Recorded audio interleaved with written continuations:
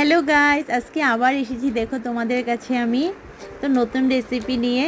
আজকে হবে ডালের বড়া দিয়ে আলু দিয়ে রসা হবে, ভাজা হবে, আমের চাটনি হবে, শুক্তো হবে। আর মশলা তো কাছে আছেই, দেখতেই পারছো। শুক্তোর জন্য আলু ভাজা হচ্ছে। আর তো আমার ফ্রেন্ড যারা আছো জানতেই পারো যে আমার একটু ঘরে অনেক প্রবলেমই চলছে, তার মাঝেও তোমাদের কাছে আমি নতুন করে এসেছি, যেহেতু আমারও মনটা ভালো লাগবে। তাই তোমরা সবাই আমার চ্যানেলকে লাইক করবে, তোমাদের কাছে নতুন রেসিপি নিয়ে আরও যাতে আমি আসতে পারি।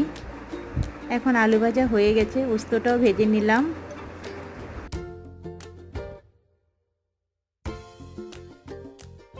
শসা আর ঝিকা ছিল, সেটাও আমি ভেজে নিলাম।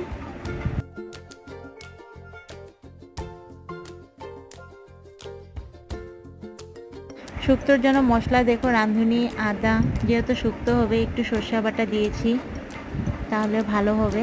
আলু ভাজা হচ্ছে, মশলাও কষানো হয়ে গেছে রসার জন্য। দেখো রসা হবে এখন।